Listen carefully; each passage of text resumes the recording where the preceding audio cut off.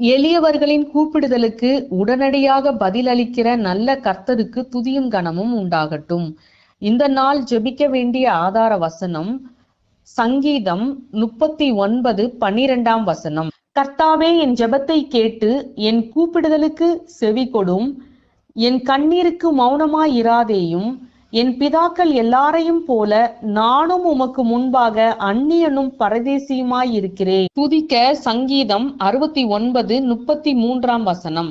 கர்த்தர் எளியவர்களின் விண்ணப்பத்தை கேட்கிறார். கட்டுண்ட தம்முடையவர்களை அவர் புறக்கணியார். பணம் இருந்தா அநேகர் நம்ம கூட பழகுவாங்க, பணம் இல்லைன்னா நம்மளை பாக்குற விதமே வேற மாதிரி இருக்கும். அப்படிப்பட்ட உலகத்துலதான் நாம வாழ்ந்துட்டு இருக்கோம்.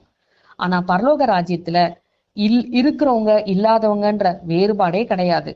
ஆண்டவர் எல்லார் மீதும் அன்பு வைத்து சமமாய் நடத்துகிற நல்ல தேவனாய் இருக்கிறார். யாரா இருந்தாலும் உண்மையா அவரை நோக்கி கூப்பிடும் போது கர்த்தர் இறங்கி நமக்கு உதவி செய்யறதுக்கு எப்பவுமே ஆயத்தமாய் இருக்கிறார். நம்முடைய கண்ணீரை கண்டு கடந்து போகிற தேவன் அல்ல, அவர் கண்ணீரை துடைக்க வல்ல நல்ல தேவனாய் இருக்கிறார். இதை அறிந்த நாம இந்த நாள்ல தைரியத்தோடு விசுவாசமாக கர்த்தரை நோக்கி பார்க்கலாம். அது மாத்திரம் இல்ல, கர்த்தரை அறியாத எளியவர்களுக்கும் கர்த்தரை அறிவிக்க கூடிய நல்ல கிருபைகளை நமக்கு தரணும்னு கர்த்தரை நோக்கி விண்ணப்பம் செய்யலாம். ஏழை எளியோர்களுடைய நிலைமைய நல்லா அறிந்த நாம் நம்மை கர்த்தர் உயர்த்தினது போல அவர்களையும் உயர்த்தும்படிக்கு இந்த நாள்ல காத்திருந்து ஜெபிக்கலாம்.